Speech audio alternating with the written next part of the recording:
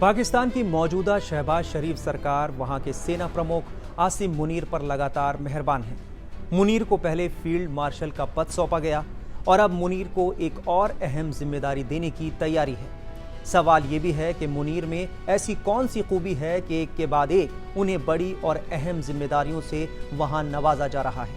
इस सवाल का जवाब आपको मिल जाएगा, लेकिन सबसे पहले ये जानते हैं कि मुनीर को अब कौन सी जिम्मेदारी मिलने वाली है और वो पद कितना अहम है। ऑपरेशन सिंदूर के बाद अब पाकिस्तान अपनी सैन्य ताकत को मजबूत करने में लगा हुआ है।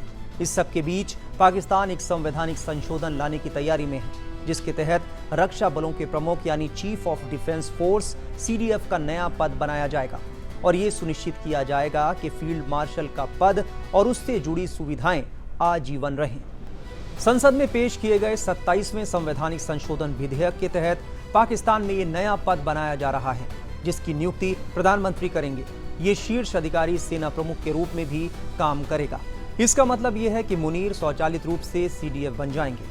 कहा जा रहा है कि CDF का पद मुनीर की सेना पर पकड़ को और मजबूत करेगा, जिससे उन्हें नियुक्तियों, पदोन्नतियों और सैन्य अभियानों पर नियंत्रण मिल जाएगा। इसके साथ ही वो पाकिस्तान की परमाणु सेनाओं के प्रमुख की नियुक्ति करने के भी अधिकार रखेंगे।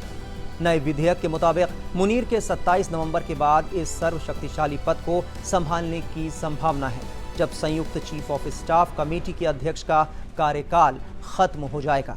विधेयक में यह भी कहा गया है कि सेना प्रमुख, जो रक्षा बलों के प्रमुख भी होंगे, प्रधानमंत्री से परामर्श कर राष्ट्रीय सामरिक कमान यानी नेशनल स्ट्रेटेजिक कमांड के प्रमुख की नियुक्ति करेंगे। राष्ट्रीय सामरिक कमान का प्रमुख पाकिस्तानी सेना से होगा।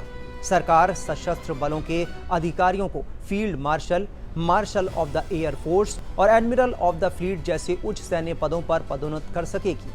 पाकिस्तान की ओर से उठाया गया ये कदम मई में भारत और पाकिस्तान के बीच 4 दिन चले भीषण संघर्ष से मिली सीख और आधुनिक युद्ध की बदलती प्रकृति से प्रेरित बताया जा रहा है। 22 अप्रैल को पहलगाम आतंकी हमले के जवाब में भारत ने 7 मई को ऑपरेशन सिंदूर शुरू किया था, जिसका मकसद आतंक पर लगाम लगाना था। इन हमलों के बाद दोनों देशों के बीच 4 दिन तक झड़पें हुई, जो 10 मई को सैन्य कार्रवाई रोकने के समझौते के साथ समाप्त हुई। पाकिस्तानी विधेयक में कहा गया है कि joint chief of staff committee के अध्यक्ष का पद 27 नवंबर 2025 को समाप्त हो जाएगा। वर्तमान में ये पद पाकिस्तानी आर्मी चीफ की ताकत को संतुलित करता है। पाकिस्तान के कानून मंत्री आजम नदीम तरार ने साफ किया कि CGSC के पद पर कोई नियुक्ति नहीं होगी। उन्होंने कहा कि वर्तमान CGSC हमारे नायक हैं, उनकी नियुक्ति समाप्त होने के बाद इसे समाप्त कर दिया जाएगा। संसद उनके कार्यकाल के दौरान उन्हें इस पद से वंचित करने के बारे में सोच भी नहीं सकती। वहीं फील्ड मार्शल के पद को कानूनी दर्जा देने के साथ ही उस पर महाभियोग लगाने या उपाधि रद्द करने का अधिकार प्रधानमंत्री के पास नहीं, बल्कि संसद के पास होगा। विधेयक में कहा गया है कि संघीय सरकार उनकी सक्रिय सेवा के बाद उन्हें राज्य के हित में कर्तव्य सौंप सकती है। इससे आसिम मुनीर को आजीवन कानूनी सुरक्षा सुनिश्चित होगी और रिटायरमेंट के बाद भी निष्कासन, न्यायिक जांच या राजनीतिक जवाबदेही से सुरक्षा मिलेगी। यानी देखा जाए तो रिटायरमेंट के बाद मुनीर पर वहां कोई उंगली न उठा सके। इससे बचने के लिए पाकिस्तान की मौजूदा सरकार ये पैतरे चल रही है।